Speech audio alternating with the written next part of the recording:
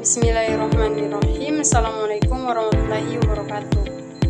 Perkenalkan, saya Ismilani Iwan Rahman dari jurusan Tarbiyah, Prodi Manajemen Pendidikan Islam. Pertama-tama yang terhormat Bapak dosen pengampu pribadi Pak Hamzah SPDI MPDI. Di sini saya akan membahas tugas saya, yaitu materinya bahasa Indonesia, mengenai materi yang saya pilih yang akan saya bahas, yaitu mengenai puisi. Jadi langsung saja masuk pada pembahasan yang pertama, yaitu mengenai pengertian puisi. Mana puisi adalah karya sastra yang menggunakan bahasa secara indah dan terikat oleh irama, matra, rima, serta penyusunan lirik dan bait. Itu tadi pengertian dari puisi.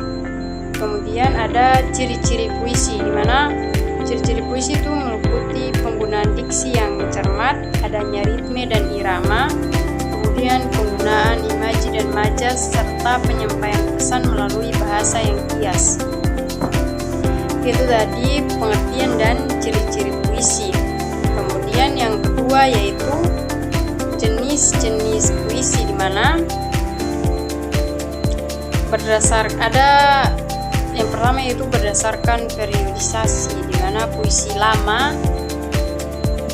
meliputi mantra, pantun, syair, gurindam, dan lain-lain. Kemudian kalau puisi baru ada balada, romansa, ode, dan lain-lain.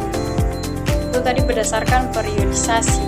Kalau berdasarkan bentuk ada distikon, terzina, quatren, soneta, dan lain-lain.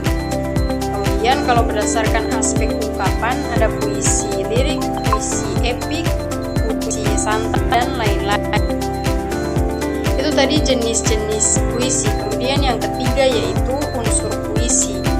Jika membahas mengenai unsur puisi, ada dua poin yang akan dibahas. Yang pertama ada unsur fisik, kemudian yang kedua yaitu unsur batin. Jadi kalau mengenai unsur fisik, yang pertama ada diksi, di mana pemilihan kata yang cermat untuk menciptakan makna dan keindahan.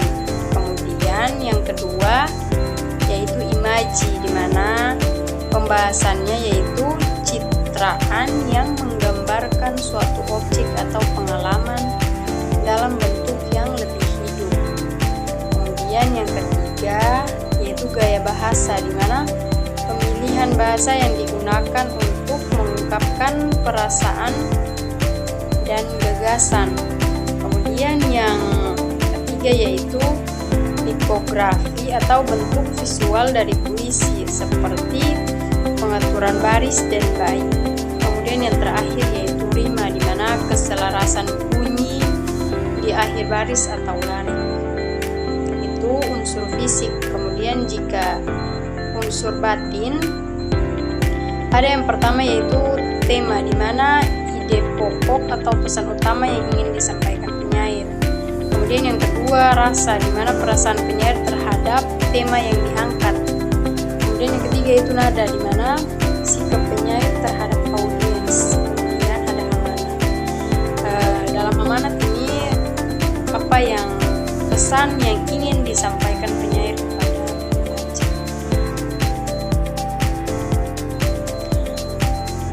Masuk ke pembahasan yang keempat, yaitu di mana cara membuat puisi. Dalam membuat puisi ada beberapa langkah yang perlu diperhatikan. Yang pertama yaitu memilih tema dan peran yang ingin disampaikan. Yang kedua memilih diksi yang tepat dan menarik. Dan yang ketiga menggunakan imaji dan majas untuk menciptakan citra yang kuat. Kemudian yang keempat memperhatikan ritme dan rima untuk menciptakan keindahan suasana. Berikut yang kelima yaitu mengatur struktur puisi dengan baik, baik dari segi bait maupun larik. Jadi itu tadi cara membuat puisi. Kemudian masuk pada pembahasan yang terakhir, yaitu cara membaca puisi. Sama seperti cara membuat puisi tadi, ada langkah-langkah yang perlu diperhatikan dalam membaca puisi. Dimana yang pertama cara yang pertama yaitu membaca puisi dengan suara lantang dan ekspresif. Tadi langkah dalam membaca puisi yang pertama. Terus yang kedua yaitu memperhatikan ritme dan irama puisi yang sedang dibacakan. Kemudian yang ketiga yaitu menyerap makna dan perasaan yang disampaikan penyair. Kemudian yang terakhir yaitu menyampaikan puisi dengan penuh rasa dan emosi. Jadi itu tadi pembahasan mengenai cara membaca puisi. Jadi mungkin itu penjelasan singkat dari saya mengenai materi tentang puisi. Mungkin sekian pembahasan dari saya, kurang dan lebihnya saya pribadi